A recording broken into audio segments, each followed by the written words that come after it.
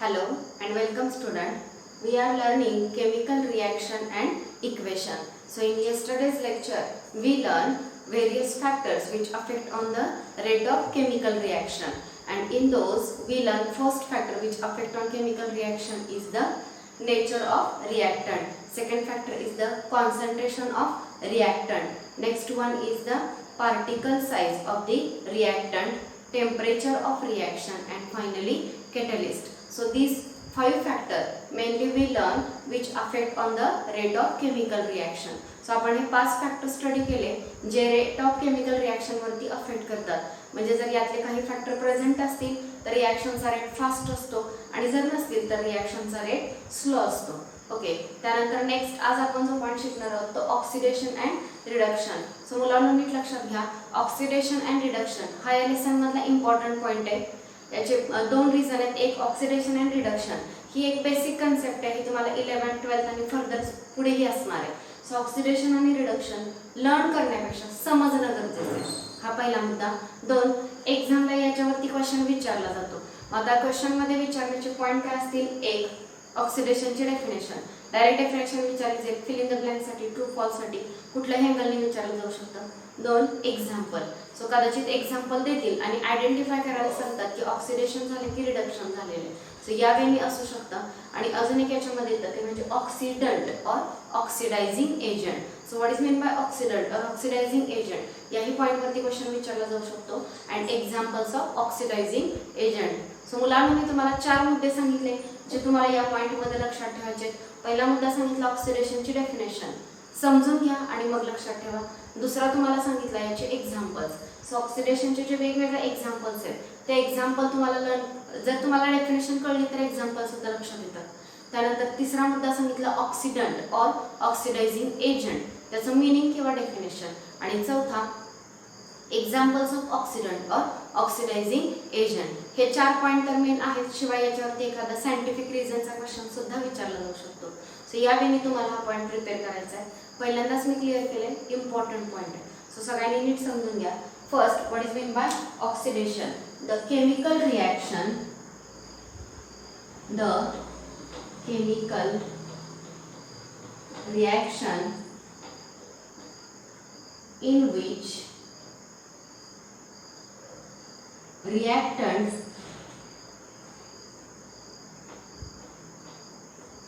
combine with oxygen. So reactant combine with oxygen or loses hydrogen, then it is called oxidation reaction.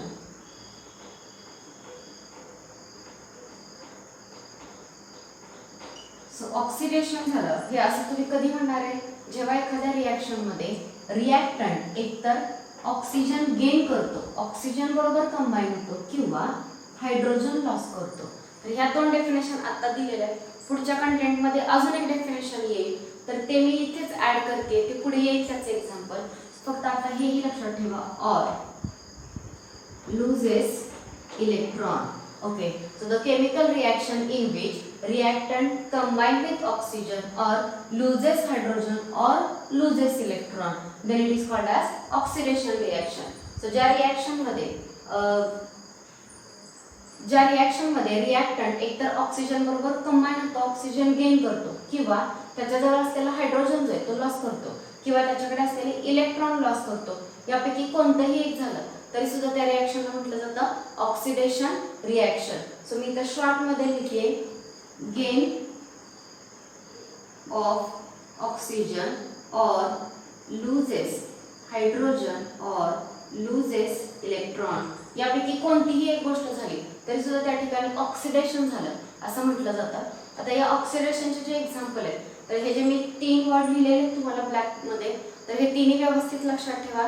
The reaction in which reactant gain oxygen or reactant loses hydrogen or loses electron and forms product, then it is called as oxidation reaction. Oxygen gain करून product तयार केला तर म्हणायचं oxidation, hydrogen loss करून product तयार झाला तरी oxidation आणि इलेक्ट्रॉन लॉस झाला तरी सुद्धा ऑक्सिडेशन. सो याचे जे एक्झाम्पल आहेत प्रत्येक ह्याचे एक एक्झाम्पल आहे. फक्त याचे एक्झाम्पल लुजेस इलेक्ट्रॉन ह्याचं नंतर येईल. तर दोघांचे एक्झाम्पल बघा. फर्स्ट एक्झाम्पल मॅग्नेशियम जेव्हा आपण बर्न करतो तेव्हा तो ऑक्सिजन बरोबर कंबाईन होतो. So magnesium combine with oxygen and form magnesium oxide MgO. आता फर्स्ट ऑफ ऑल हे इक्वेशन बॅलन्स्ड आहे का? तर बघा इथे ऑक्सिजन 2 आहे आणि इथे 1 आहे. सो बॅलन्स नाही आहे. बॅलन्सिंगसाठी तुम्ही इथे 2 लिहाल. पण आता मॅग्नेशियम 2 झाले इकडे 1 आहे. सो पुन्हा इथे 2. Now this equation is balanced chemical equation. That is when magnesium combine with oxygen we get magnesium oxide. Same reaction तुम्ही कॉम्बिनेशन रिॲक्शन मध्ये स्टडी केलेली आहे. तीच रिॲक्शन पुन्हा ऑक्सिडेशन रिॲक्शन मध्ये आली. मग हे ऑक्सिडेशन कसं काय? तर रिॲक्टंटनी काय केलेलं आहे? ऑक्सिजन गेन केलेला आहे. तो ऑक्सिजन बरोबर कंबाईन झाला. हा रिॲक्टंट या ऑक्सिजन बरोबर कंबाईन झाला आणि प्रोडक्ट मिळाला मॅग्नेशियम ऑक्साइड. ऑक्सिजन गेन झाला. सो ही रिॲक्शन जी आहे ती ऑक्सिडेशन फर्स्ट कंडिशन सॅटिस्फाय झाली. सेकंड एक्झाम्पल बघा ऑक्सिडेशन रिॲक्शनचं. In second example carbon when we burn coal during that burning coal combine with oxygen. जर कोळसा तुम्ही बर्न केला तर बर्न होताना तो ऑक्सिजन बरोबर कंबाईन होतो आणि आपल्याला प्रोडक्ट मिळतो कार्बन डायऑक्साइड. सो रिॲक्टंटनी ऑक्सिजन गेन केला आणि तुम्हाला प्रोडक्ट मिळाला. सो या रिॲक्शनला सुद्धा म्हटलं जातं ऑक्सिडेशन रिॲक्शन. सो हे दोन्ही जे एक्झाम्पल आहेत ते या कंडिशनचे. गेन ऑफ ऑक्सिजन रिॲक्टंटनी ऑक्सिजन गेन केला. नाव लुजेस हायड्रोजन त्याचे एक एक्झाम्पल दिलेले आहे MgH2 मॅग्नेशियम हायड्रेट. तर हा जो आहे तो त्याचा हायड्रोजन जो आहे तो लॉस करतो Mg प्लस हायड्रोजन. सो या ठिकाणी काय झालं?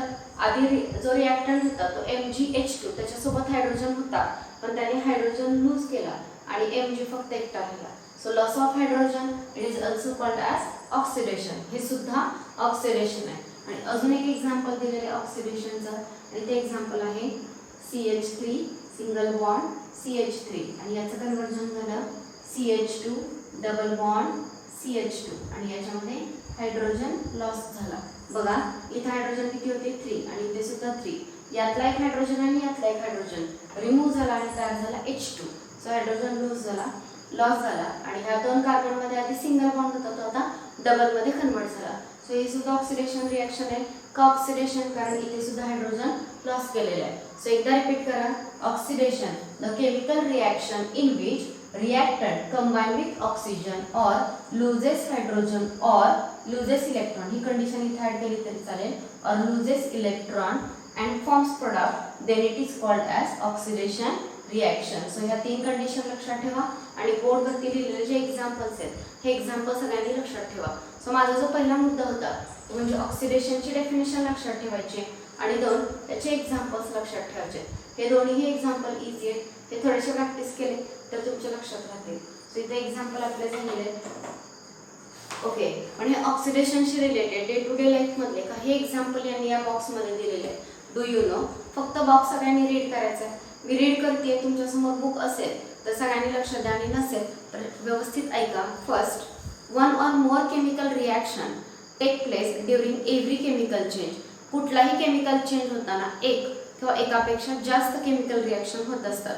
नाव second, some chemical reaction occur at fast speed whereas some occur at slow speed. काही रिॲक्शन खूप फास्ट होतात जसं की बेकिंग सोडामध्ये तुम्ही लेमन ज्यूस ॲड केलं लगेचच त्याला फेस यायला सुरुवात होते. सो फास्ट झाली आणि हेच रॉकचं इरोजन होऊन सॉइल तयार होणं. ही प्रोसेस कशी असते? स्लो. सो काही रिॲक्शन फास्ट असतात काही स्लो. थर्ड बघा, strong acid and strong base react instantaneously. Strong acid आणि स्ट्रॉंग बेस जे ते लगेचच रिॲक्ट होतात. Fourth, in our body enzyme increases rate of physiological reaction. आपल्या बॉडीमध्ये जे एन्झाईम आहेत हे एन्झाईम फिजिओलॉजिकल रिॲक्शनचा रेट वाढवण्याचं काम करतात. सो तुम्ही नेक्स्ट वेगवेगळे एन्झाईम लर्न कराल तर हे जे एन्झाईम आहेत त्याच्यामुळे रिॲक्शनचा रेट वाढतो. असंच तुम्ही काल शिकला कॅटॅलिस्ट. कॅटॅलिस्टच्या प्रेझेन्समुळे रिॲक्शनचा रेट काय होतो? वाढतो. हे आपण लॅबोरेटरीमध्ये इन विट्रो हे करू शकतो. पण आपल्या बॉडीच्या आत जे कॅटॅलिस्ट आहेत त्या कॅटॅलिस्टना एन्झाईम असं म्हटलं जातं आणि हे एन्झाईम रिॲक्शनचं स्पीड वाढवण्याचं काम करतात. नेक्स्ट फिफ्थ बघा, perishable food stuff get preserved longer in a refrigerator the rate of decomposition of foodstuff get lowered due to low temperature and its freshness is maintained. So perishable food material म्हणजे की जे पदार्थ लवकर खराब होतात, जसं की भाज्या असतील, आपण शिजवलेलं अन्न असेल, तर हे जे आहे ते लवकर खराब होतं. हे जर तुम्ही फ्रीजमध्ये ठेवलं तर ते लवकर खराब होत नाही. याचं रिझन काय, तर जर तुम्ही बाहेर ठेवलं तर टेम्परेचर जास्त आहे. हे जर तुम्ही फ्रीजिंग कंडिशनला फ्रीजमध्ये जर ठेवलं तर टेम्परेचर लो आहे आणि लो टेम्परेचरला रिॲक्शनचा रेट कमी होतो आणि त्यामुळे ते फूड मटेरियल खराब होत नाही. बघा, perishable food stuff get preserved longer in a refrigerator. The rate of decomposition of food stuff get lowered due to low temperature and freshness is maintain. So low टेम्परेचरमुळे रिॲक्शनचा रेट कमी होतो त्या food स्टफमध्ये होणाऱ्या रिॲक्शनचा, त्यामुळे ते लवकर खराब होत नाहीत आणि जास्त दिवस फ्रेश राहतात. हे 5 होतं. 6 बघा, vegetable cook quickly on oil rather than on water. So वॉटरवर शिजवण्यापेक्षा जर तुम्ही ऑइलमध्ये फूड मटेरियल शिजवलं तर ते लवकर शिजतं. Next, the chemical reaction are profitable in chemical factories if their rate is fast. So अशा बऱ्याच केमिकल फॅक्टरीज आहेत जिथं वेगवेगळ्या केमिकल रिॲक्शन्स यूज केल्या जातात. तर या फॅक्टरीमध्ये जर रिॲक्शनचा रेट फास्ट असेल तर त्या रिॲक्शन युजफुल असतात. जर एकाच रिॲक्शनला खूप वेळ लागत असेल आणि खूप वेळानंतर जर प्रोडक्ट मिळणार असेल तर ती तितकी युजफुल ठरत नाही, कारण इथं स्पीड मॅटर करतो. जेवढा फास्ट प्रोडक्ट इंडस्ट्रीच्या हातात असेल तेवढं ते लवकर मार्केटमध्ये जाणार आहे आणि त्याचा त्यांना फायदा होणार आहे. नेक्स्ट, 8th बघा, the rate of chemical reaction is important from environmental point of view as well. So chemical रिॲक्शनचा रेट जो आहे तो एन्व्हायरमेंट पॉईंट ऑफ व्ह्यू सुद्धा महत्त्वाचा आहे. तो कसा काय, तर नीट ऐका. फॉर एक्झाम्पल, आपण जे फूड मटेरियल खातो त्यातलं खरकटं राहिलेलं अन्न असेल, हिरव्या पालेभाज्या असतील, हे जेव्हा आपण कचऱ्यामध्ये फेकून देतो तर त्याचं decomposition as compared to plastic, thermocol, त्यापेक्षा यांचं डिकम्पोजिशन लवकर होतं, लवकर कुजतं.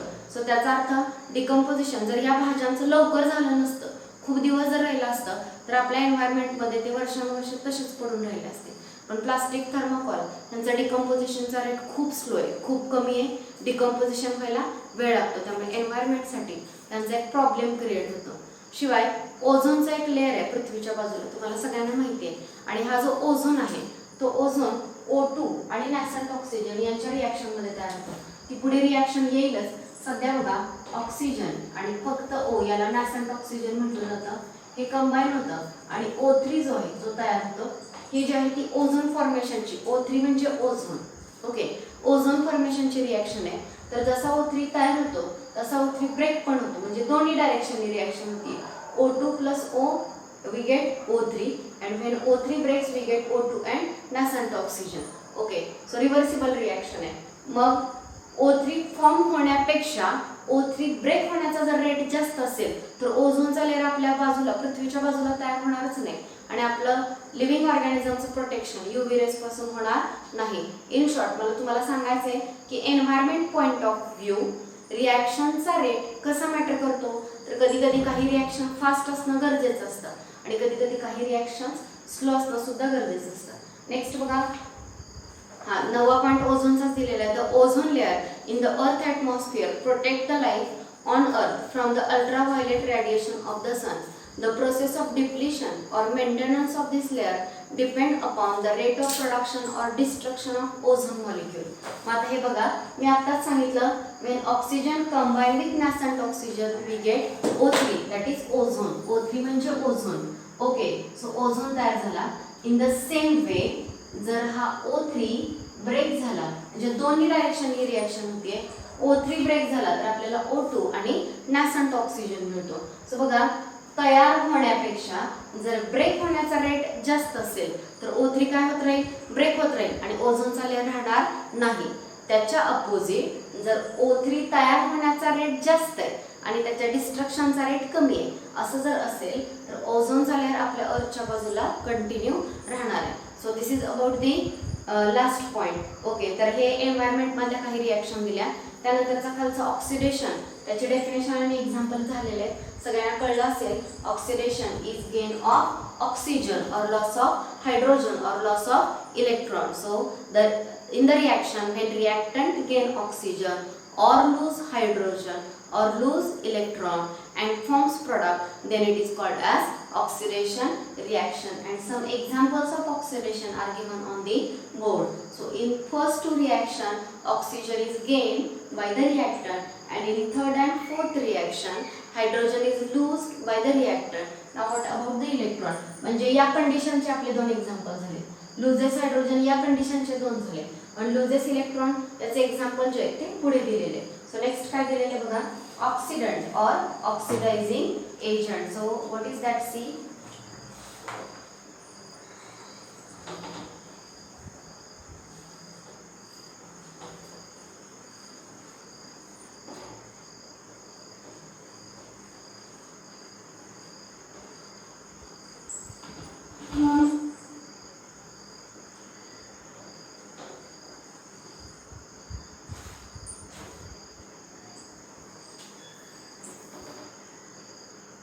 Oxidant or oxidizing agent.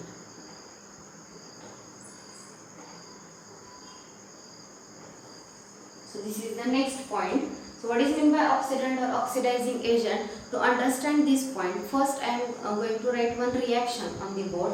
So what is the reaction? See, CH3 CH2 OH.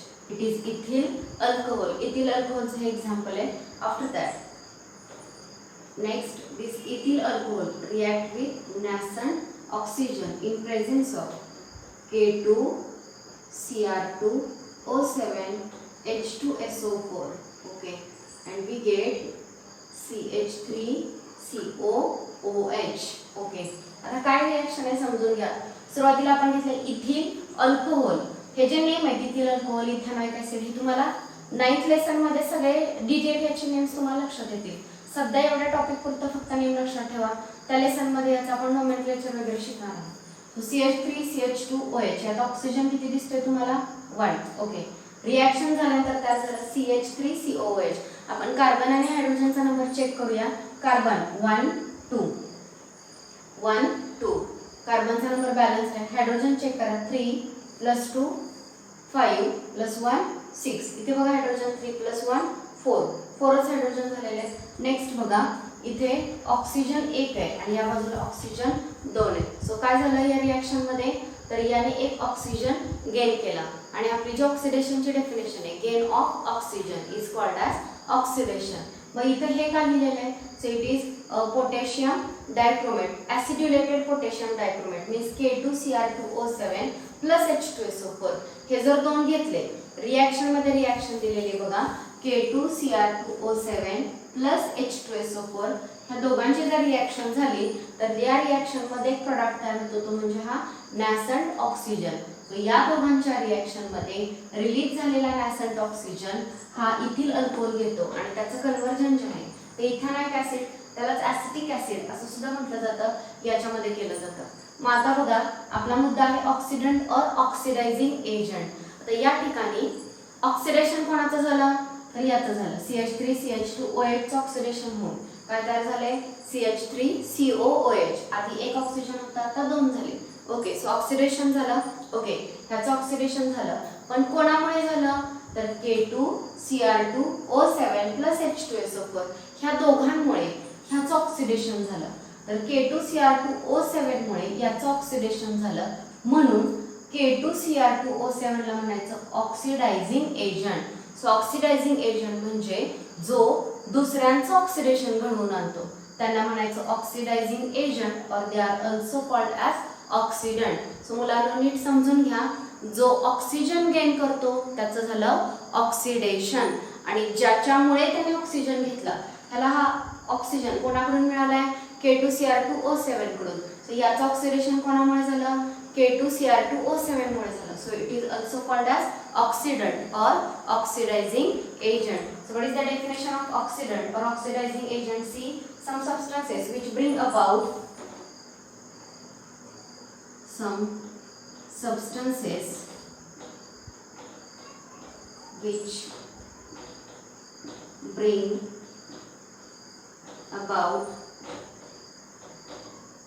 oxidation.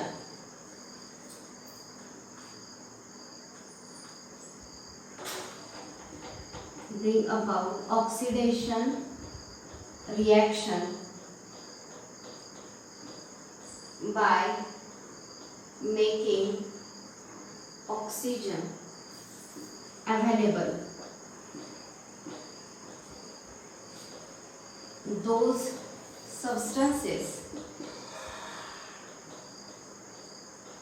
are called oxidant or oxidizing agent. So बघा, काही substances, some substances bring about oxidation reaction. काही substances oxidation reaction घडवून आणतात. कशी घडवून आणतात? By making oxygen available. त्या reaction साठी लागणारा जो ऑक्सिजन आहे ते अवेलेबल करून देतात आणि ही रिएक्शन घडवून आणतात. सो अशा सबस्टन्सेसला काय म्हटलं जातं? Oxidant or oxidizing agent. या ठिकाणी कोणतं ऑक्सिडायझिंग एजंट आहे? K2Cr2O7 H2SO4. मग मी तुम्हाला डिटेल सांगितलं. ऍक्च्युली ह्या दोघांची रिएक्शन होते. ह्या रिएक्शन मध्ये काय रिलीज केला जातो? नॅसंट ऑक्सिजन. हा नॅसंट ऑक्सिजन गेन कोण करतो? रिएक्टंट गेन करतो आणि त्याचं ऑक्सिडेशन होतं. सो मुलांना तुम्हाला हे एक्झाम्पल आणि डेफिनेशन इथे लक्षात ठेवायची oxidant or oxidising एजंटची. So what is oxidizing agent? Some substances which bring about oxidation reaction by making oxygen available. Those substances are called oxidant or oxidizing agent. So oxidizing agent he definition नीट लक्षात ठेवा. बऱ्याचदा मुलांना oxidation लक्षात राहतं पण oxidizing agent नीट लक्षात येत नाही. सो दोन्ही डेफिनेशन लक्षात ठेवायचे. In oxidation when reactant gain oxygen or lose hydrogen or lose electron and forms product, then it is called as oxidation reaction. And oxidant or oxidizing agent means some substances which bring about oxidation reaction by making oxygen available. These substances are called as oxidant or oxidizing agent. Now we are going to learn the example of oxidant or oxidizing agent. So in exam many times question is asked on this point. So give the example of oxidant or oxidizing agent. Oxidizing agent चे example लिहा. याच्यावरती question असतो आणि याचे एक्झाम्पलचे name जे book मध्ये दिलेले आहेत ते आपल्याला घ्यायचे. तोपर्यंत सगळ्यांनी oxidant or oxidising एजंटची he definition आणि हे एक्झाम्पल सगळ्यांनी हे आपल्या नोटबुक मध्ये लिहून काढायचे. सगळ्यांना समजलंय का बघा. त्यानंतर नेक्स्ट आता आपण शिकणार आहे एक्झाम्पल ऑक्सिडायझिंग एजंटचे.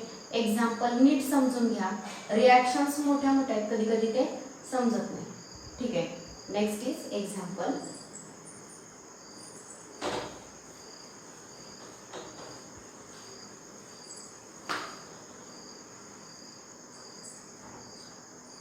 सो ऑक्सिडायझिंग एजंटचे जे एक्झाम्पल आहेत त्यात फर्स्ट जे एक्झाम्पल आहे ते O3 ओझोनचे एक्झाम्पल आहे. आणि हा जो ओझोन आहे जेव्हा ब्रेक होतो तेव्हा O2 आणि नॅसंट ऑक्सिजन तयार होतो. सो हा जो नॅसंट ऑक्सिजन आहे हाच रिॲक्टंट गेन करतो आणि त्याचं ऑक्सिडेशन होतं.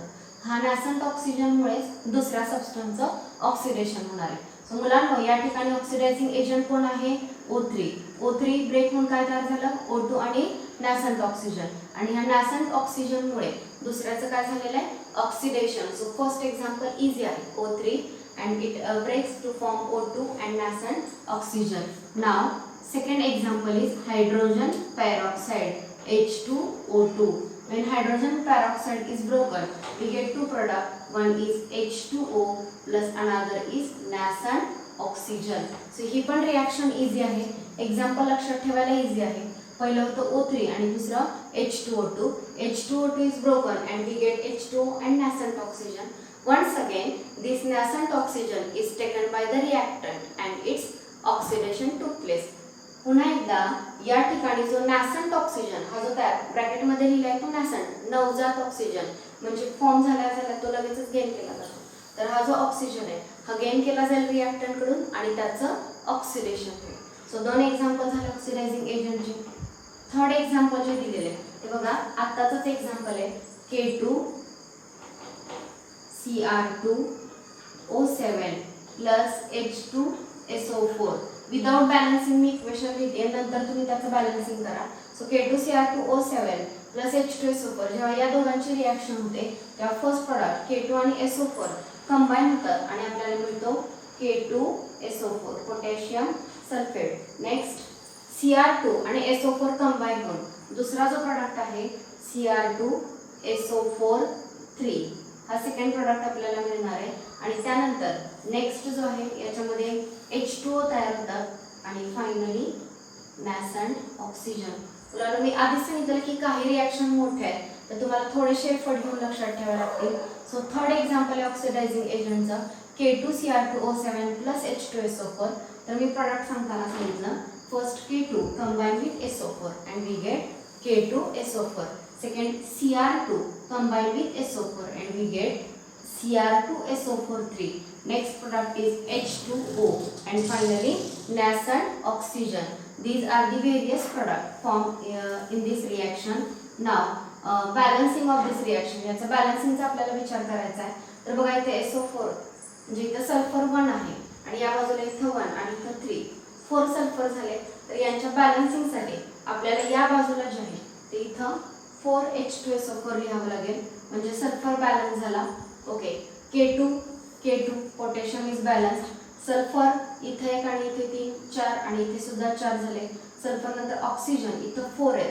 नंतर इकडे 4 3 जार 12 12 आणि 4 16 17 आणि 18 ऑक्सिजन झाले. या बाजूला ऑक्सिजन बघा 7 आणि 4 आणि 4 16 16 आणि हे 7 टोटल किती झाले 23 ऑक्सिजन झाले. मग त्या ऑक्सिजनच्या बॅलन्सिंगसाठी नेक्स्ट या बाजूला 4H2O आणि इथं 3O लिहिलेले आहे. सो या पद्धतीने हे इक्वेशनचं बॅलन्सिंग आहे. इक्वेशन बॅलन्स झाले का हे तुम्ही चेक करून बघू शकता. K2Cr2O7 plus 4H2SO4 it gives K2SO4 plus Cr2SO4 3 plus 4H2O plus nascent oxygen 3 nascent oxygen. So this is third example of oxidizing agent. Now last example KMnO4 plus once again H2SO4. When KMnO4 react with H2SO4 we get K2SO4. So this potassium react with SO4 and forms K2SO4. Second one is manganese Mn. It react with SO4 and form MnSO4 plus once again in the same way H2O H2 and finally nascent oxygen. So he third reaction आहे. ही पण balance केलेली नाहीये. KMnO4 plus H2SO4 it gives K2SO4 plus MnSO4 plus H2O plus nascent oxygen. So यावेळी या reaction मध्ये product form होणार आहे. आता पुन्हा एकदा हे इक्वेशन बॅलन्स नाहीये आणि बॅलन्सिंगसाठी जर तुम्ही पोटॅशियम पासून स्टार्ट केलं तर इकडे पोटॅशियम 1 आहे आणि या बाजूला 2 आहे. सो यासाठी सपोज तुम्ही इथं 2 लिहिलं पोटॅशियम बॅलन्स झालं. आता बघा मॅंगनीज 2 झाले आणि मॅंगनीज या बाजूला किती आहे एकच आहे म्हणजे तुम्हाला इथं 2 लिहावं लागेल म्हणजे मॅंगनीज सुद्धा बॅलन्स झालं. ऑक्सिजन बघा 4 2 जार 8 8 आणि हे 4 झाले 12 आणि या बाजूचे बघा हे 8 8 आणि हे 2 10 आणि हे 4 14 झाले. मग याच्या बॅलन्सिंगसाठी नेक्स्ट जे आहे ते आपण या बाजूला जर इथं 3H2SO4 लिहिलं तर बघा 4 3 जार 12 हे 12 आणि हे 8 12 आणि 8 20 झाले.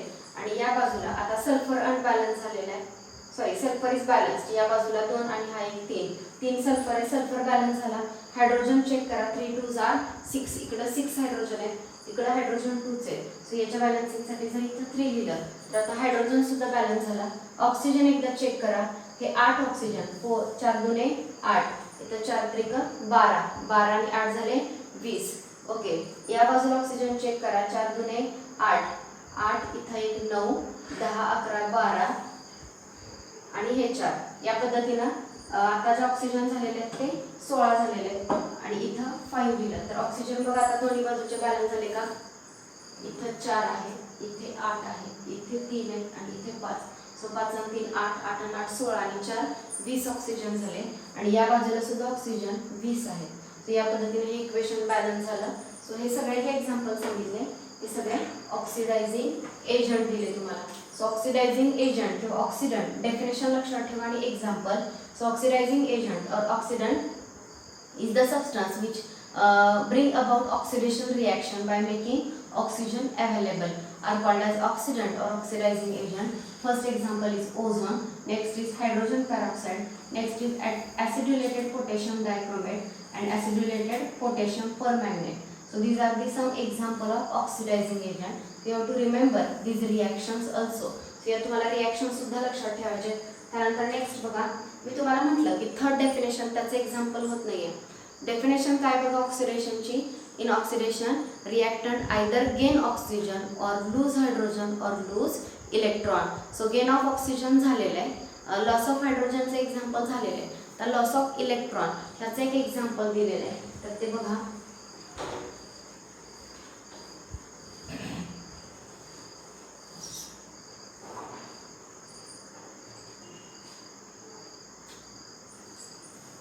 आताची जी रिॲक्शन होती 2KMnO4 प्लस H2SO4. आताच आपण हा ऑक्सिडायझिंग एजंट शिकलो. आणि FeSO4 इथे लिहिते मी.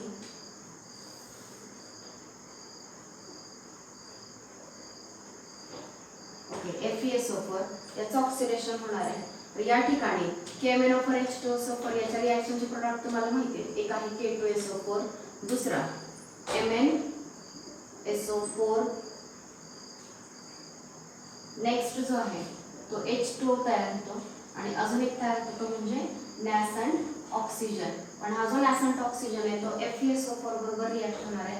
आणि या ठिकाणी जो तुम्हाला प्रोडक्ट तयार झालेला मिळतो तो म्हणजे Fe2SO4 हा या ठिकाणी प्रोडक्ट मिळतो. आता या ठिकाणी ऑक्सिडेशन कोणाचं झालेलं आहे तर FeSO4चं. तर ते तुम्हाला प्रूव्ह करायचं आहे. बाकी ब्लॅक कलर मध्ये जो मी लिहिलेला आहे तो सगळा ऑक्सिडंट किंवा ऑक्सिडायझिंग एजंट आहे. KMnO4 प्लस H2SO4 रिॲक्ट होऊन तयार होत आहे K2SO4 plus MnSO4 plus H2O. आता याचं ऑक्सिडेशन फक्त खाली मी नोट करते बघा, FeSO4 it gives FeSO4 okay. तर याच्यामध्ये या बाजूला जर तुम्ही आयोनिक फॉर्म मध्ये लिहिलं तर Fe2 plus plus SO4 minus आहे. आणि रिॲक्शनच्या या साईडला Fe3 प्लस प्लस SO4